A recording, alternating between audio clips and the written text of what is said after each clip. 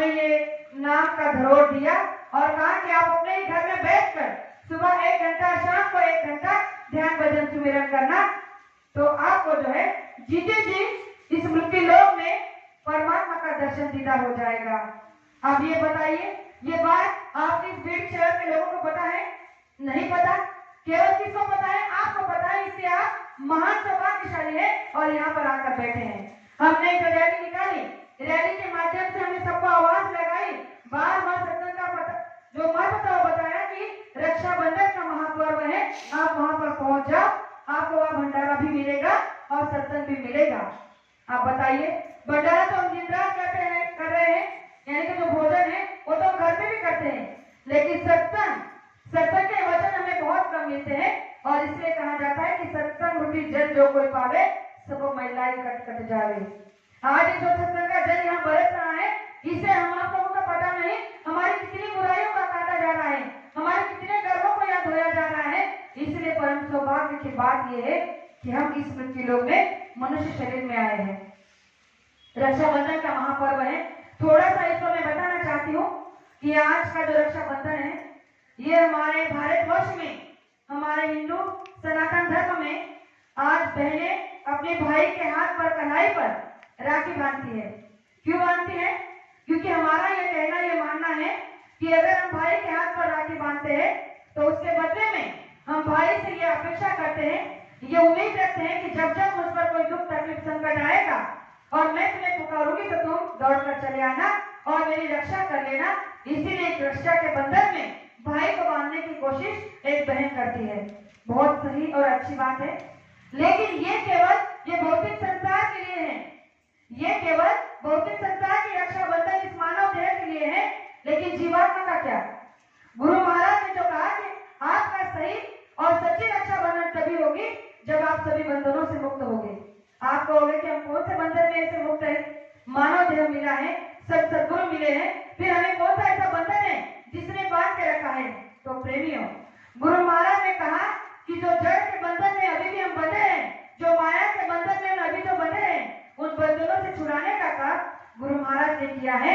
और गुरु महाराज ने ये वादा हमसे किया है कि अगर इस रक्षाबंधन पर, इस महापर्व पर आप गुरु महाराज से ये प्रार्थना, ये दरखास्त, ये विनती करोगे कि हे मालिक, जो जीवात्मा हमें इस मनुष्य शरीर में मिली है, जो जन्मों जन्मों से, लक्ष्य 84 योनियों से केवल योनि बदलती आई है, ये चोला बदलती आई है, लेकिन हर एक चोले में बंद कर दिया गया है, इसे मुक्ति और मोक्ष नहीं मिला है।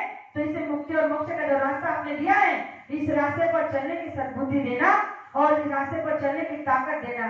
तो प्रेमियों, गुरु महाराज ने कहा कि आपको इन सभी बंधनों से मुक्त कर दिया जाएगा। इस पर एक छोटा सा प्रमाण देना चाहती हूँ कबीर जी का। कबीर जी बहुत बड़े पहुंचे संत थे। तो उस समय में एक राजा था। वो राजा अपने दरबार में रोज कथा करवाता था। अब कथा करवाता था, राज पंडित था, वो पंडित रोज आता था, उनके राज दरबार में बैठता था और उन्हें रोज कथा सुनाता था। लेकिन ऐसे कई साल बीत गए, पर राज पंडित आता था, कथा करवाता था, चला जाता था, पर राजा के अंदर की जो बेचैनी थी उसे वो शांत नहीं कर पा रहा था।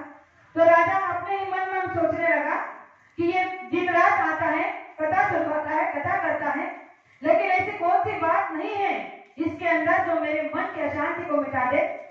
तो राजा बेचैन हो गए कि क्या करूं, किसके पास जाऊं। तो उन्होंने बहुत प्रयास कर लिए। तो किसी एक प्रेमी ने उनसे कहा कि देखो, अगर आपको मन की शांति चाहिए तो आप काशी में जाइए, वहां पर कबीर जी बैठे हुए हैं, तो एक बहुत बड़े संत है, तो आप उनके पास जाइए, वो आपके मन की जो है दुविधा को मिटा देंगे, सुलझा देंगे।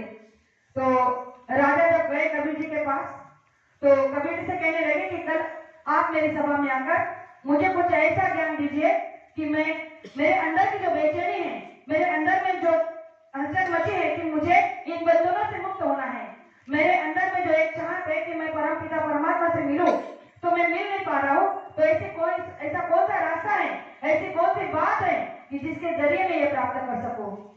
तो कबीर जी ने कहा कोई बात नहीं, कल मैं जब आपके यहाँ कथा होती है तो उस कथा के समय पर आऊंगा और तब आपको समझा दूंगा।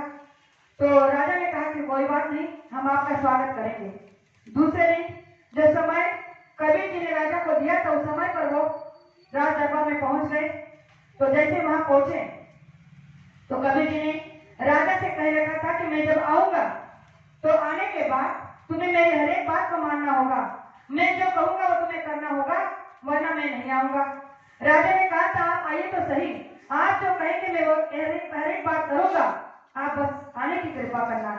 अब जब कबीर जी वहां पहुंचे तो जैसे गए तो राजा ने बड़ा उनका आवभगत किया, सेवा सत्कार किया।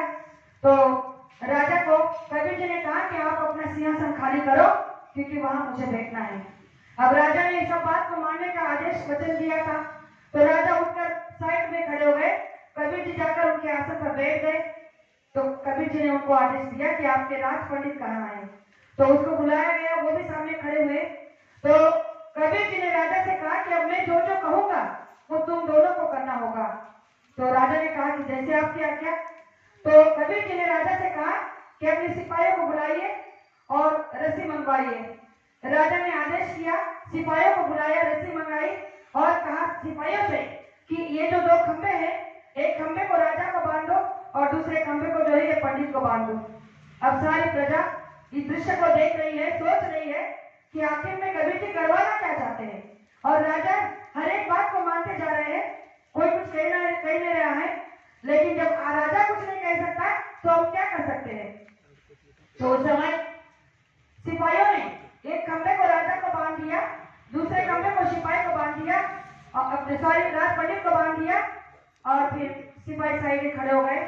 तो उस समय कबीर जी ने राज पंडित से कहा कि देखो पंडित जी, आपने बरसों राजा का नमक खाया है, हर दिन आप राजा के यहाँ आते कथा करवाते हैं, आपका फर्ज है कि आप राजा को इस खंबे से छुड़वा दो। तो वो पंडित जी कबीर जी की तरफ देखने लगे और सोचने लगे और कहने लगे कि अरे ये आप कैसे कह सकते हो, आपको जब दिख रहा है कि मैं खंबे से बना हुआ हूँ तो भला मैं राजा को कैसे छोड़ सकता हूँ। तो मैं अपने खुद बना हूँ और मैं राजा को कैसे छोड़ दूँ। तब कबीर जी ने कहा कि कोई बात नहीं। फिर उन्होंने राजा से कहा कि देखो राजा, राजा का कर्तव्य होता है कि प्रजा की रक्षा करना। अब ये पंडित बरसों से आपकी कथा सुना रहे हैं, इन्होंने आपका बरसों नमक खाया है, सेवा की है, अब आपका फर्ज है कि आप इन्हें छुड़ा दो।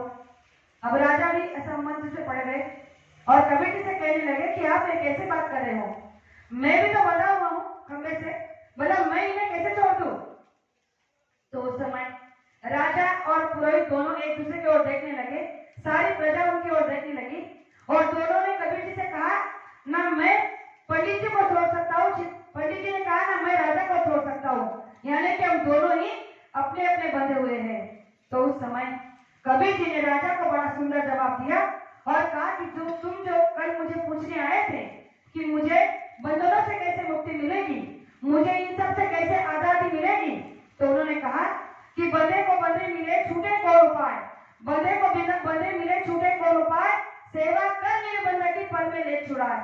उन्होंने कहा कि अरे जो पंडित बरसों से केवल कथा करवा रहा है, सुना रहा है, जो ना खुद इन बंधनों से छूटा है, ना खुद इन बंधनों को मुक्त करना जानता है, वो तुम्हें कैसे बंधन से छुड़ा सकता था। लेकिन तुमने अपना समय जो गवाया है तो इस बंधनों के चक्कर बंधे हुए पंडित से समय गवाया है। तब उन्होंने कहा कि बंधे से बंधा मिले, यानी कि तुम भी अपने कर्म बंधनों में बंधे हैं और ये भी अपने कर्म बंधनों में बंधा है और दोनों बंधे होने के कारण एक दूसरे की मदद नहीं कर सकते। अगर तुम किसी निर्बंध की सेवा कर लेते, यानी कि जो संसार से सभी का परे है, जो संसार उसकी मुट्ठी में है, भूत भविष्य वर्तमान को जो जानता है, ऐसे निर्बंध की अगर तुम सेवा कर लेते तो वो तुम्हें एक पल में छुड़ा लेते।